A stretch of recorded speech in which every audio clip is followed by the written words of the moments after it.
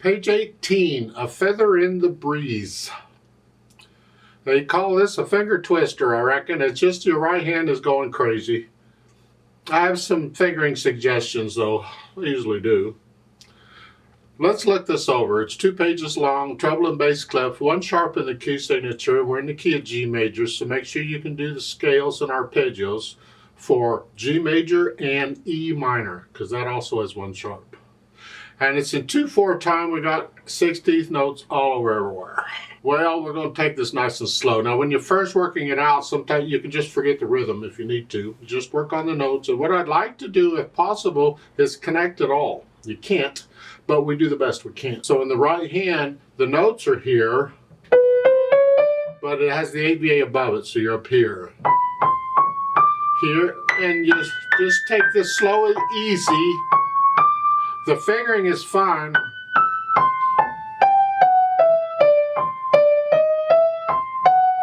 The little grace note, I'll do that later. Right now, just play the note. And they want you to do this. This is the second line, first measure.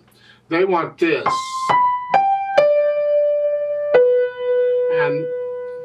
And then a thumb here. You're here to here. With a little practice, you can do that. However, I prefer this fingering for that measure, second line, first measure. It's here. I'm going to spread out 3, 2.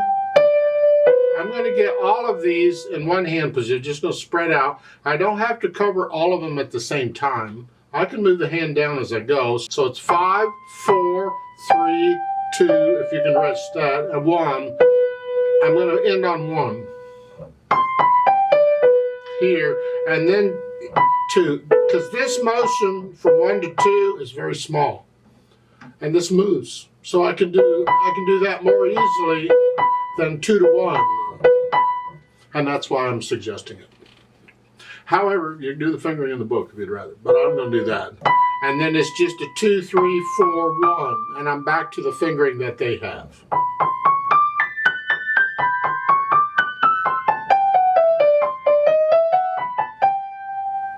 Now, let's jump down to the last line on page 18. We're here.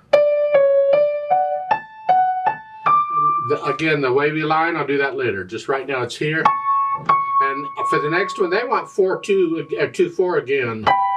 I'm going to do a 1, 3, it's there. And then a 5. So it's, that second measure is 2, 4. And then a 1, 3. And then a 5. And then a 2, 4.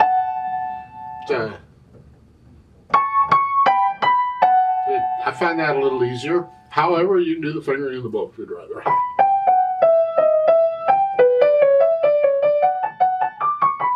Now, top of page 19, last measure. The first line, we're here. And they want here. Cross over. And then come up here. You got that move again, except now you're just going from a D to a B rather than a B to a B. I still don't care for it, so I'm going to adjust it. So going back to the last measure, the first line, this is page 19. It's here. Now I'm going to use 5, and I'm going to be in this position. I get all those notes right there. And then going on, I'm just reaching up again with the 2, just like I did before. 2, 3, here. So that's what I'm going to recommend. Left hand, well, broken chords, and they're spread out quite a bit. Whether you do these here or here, which finger you use in the middle, try them out and see what you think. Connect them though.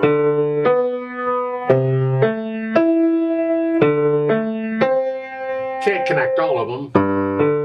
Do the best you can. Put the hands together, and now again, I just want to coordinate the hands is all. So I'm going to hesitate all over. Don't care. I'm just trying to coordinate the hands. So I'm here, here. These. And then here, and here, and then here, and here.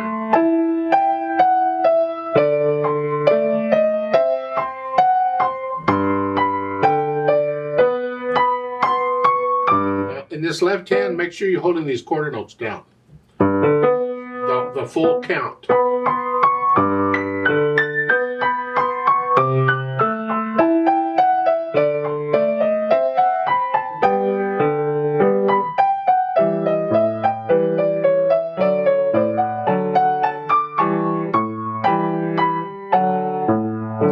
idea. You go through and put the hands together, and then go back through it slowly and carefully. Use a metronome if you need to, but there has to be a steady beat throughout. You don't have to go fast. Just because they're 16th notes don't mean they got to go lickety split.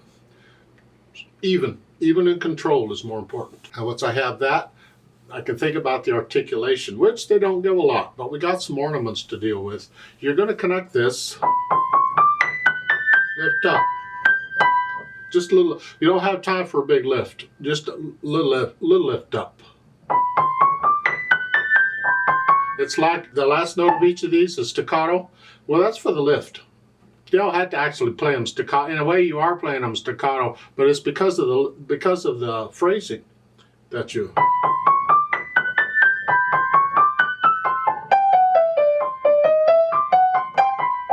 And that grace note in the second line, first measure, just a real quick note. Whether you play it before the beat or on the beat, I'll leave that between you and your teacher. I typically do them on the beat.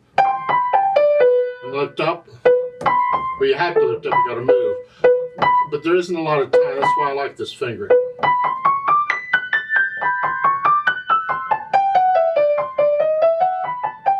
So it's really pretty connected. Now on the last line on page 18 here, that roll one then the other, real quick. And again, how you interpret it is up to you. Some people will play the top note on the beat. Other people, like me, play the bottom note on the beat. It's hard to tell, really, but yeah. So go through and put in the articulation, the ornaments and all that junk. Then the dynamics. And this applies to the melody, which is the right hand. Soft, the grazioso, gracious, that's more interpretation. Right now, we just want it soft.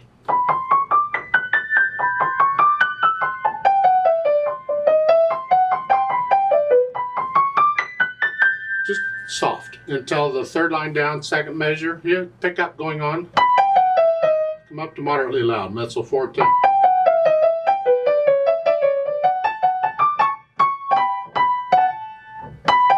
You're staying there until the second line on page 19, where now you go back to like you were at the beginning.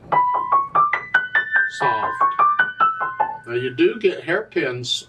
I missed it on page 18. Let's look at page 19. It's easier to see. It's the third line down. The hairpins there. You're soft. And you go up to about a moderately loud or so. You go up and then come back down.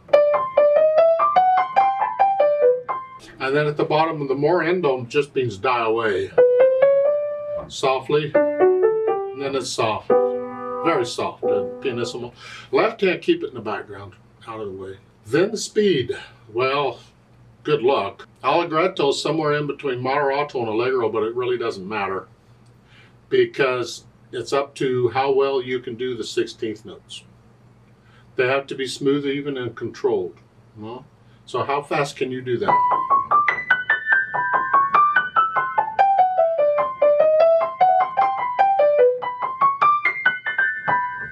Even in control. It's not the speed of the beat we're after. It's the flow of the 16th notes. Then on top of that, they've added pedal. Isn't that wonderful? You don't need pedal on this. You can do it just fine without, but they've added pedal. It's more for the effect. They're putting in the pedal pretty much for the first beat of each measure. It reinforces the natural accent. 1, 2, 1, 2, 1, 2. And because this goes so quickly, you pretty much got to put the pedal down with the notes, because if you don't, you won't catch the 16th note. It'll be gone. And lift it up as you play the quarter note in the left hand on beat 2. Just lift it up. So at the beginning, it's that.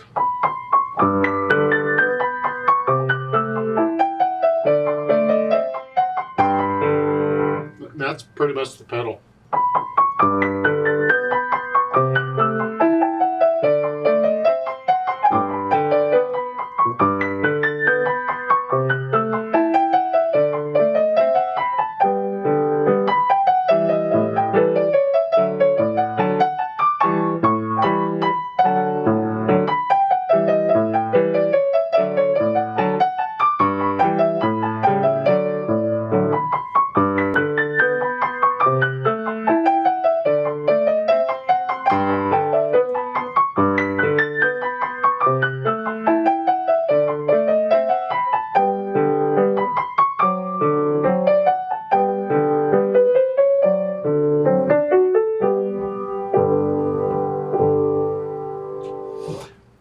I do pedal the last bit, the last couple measures. These chords, I pedal those, and I like pedal. I connect them. It's here now. It's change pedal right after the chord, and again right after the chord. You don't really have to change it there, but I typically do out of habit. So I do pedal the last two measures. Don't have to. I just like the overtones in that.